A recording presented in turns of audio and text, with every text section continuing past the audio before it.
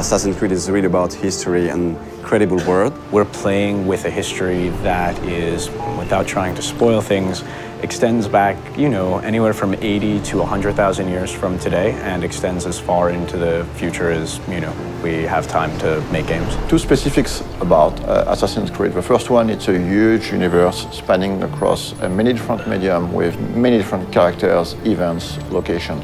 The second one is the community. The community on Assassin's Creed is extremely knowledgeable about this universe and also has very high expectation about what's coming next in terms of story. So putting all these things together, we realized it was time to fit everything into one reliable source of information. Actually, it really has been a back and forth process between the Encyclopedia writers and the games writers to make sure that all the content of the book, of the Encyclopedia, is really accurate. Well, we start by going through all the data, and then we would decide on what articles we wanted to do. And once we had that settled, we would write down a brief description of the article, send it out to the external writers, who would then return the full content to us. The best part about this project was adding new content. Every time you get a chance to work on a brand like Assassin's Creed, it just makes your day, We are covering and unveiling a lot of information on characters such as Altaïr, Ezio, Desmond Miles, Subject 16, but also new assassins such as Shao Jun. One of the very first challenges was dealing with so much data. Assassin's Creed has been around for a while and has a wealth of information from both the story standpoint within the game universe and just history in general. So going through all of that and figuring out what might be most interesting to put in the encyclopedia was very much the first challenge that I encountered. The franchise isn't defined necessarily by a single character, it's defined more by these institutions.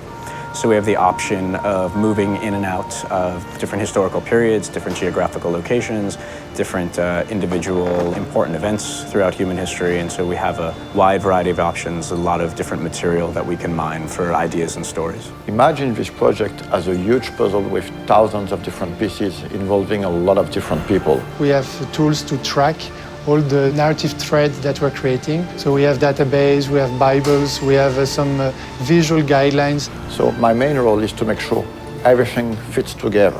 So what we did was we tried to match specific kinds of content to writers whom we knew or figured would be interested in writing that kind of stuff. Some of the biggest experts on Assassin's Creed are actually within the community. So when the time came to start writing the encyclopedia, we realized it would be very good to try to seek one writers coming from the community. So I heard about the job writing for the Encyclopedia on the UB Workshop website, and I thought, well, it's about video games and it's about history, so it seemed perfect for me. We were really surprised by the reaction. We got hundreds of submissions, and some of them were very, very good. Well, most of the stuff I wrote was biographies, so of both the characters purely from the games and historical figures behind it. To make a long story short, instead of hiring one person, we finally hired 5 writers coming from the community. What I tried to do is dispatch the articles based on some of the test submissions they'd sent in, seeing what they liked to write best,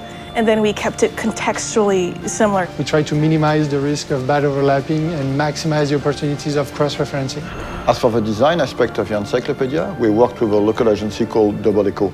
They were crucial to the creative process. For example, during earlier discussions, we decided to only use production concept arts to illustrate the encyclopedia, as opposed to 3D renders or marketing assets. The role of concept art is very important in the conception of a game. During the early stage of conception, we work on very high-level concepts. So it's about a silhouette, a mood, skylines of the city, treatment for the characters, colors.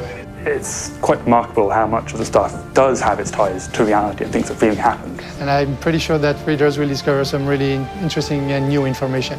For example, in the encyclopedia, we're gonna reveal some information about the Templars, among other things, but actually the encyclopedia is gonna have some spoilers, so if you haven't played the game, just wait to read it. This encyclopedia is available in Europe in the Animus edition that you can find at retail. For more information, check on assassinscreed.com, and it is also available as a standalone worldwide on ubworkshop.com.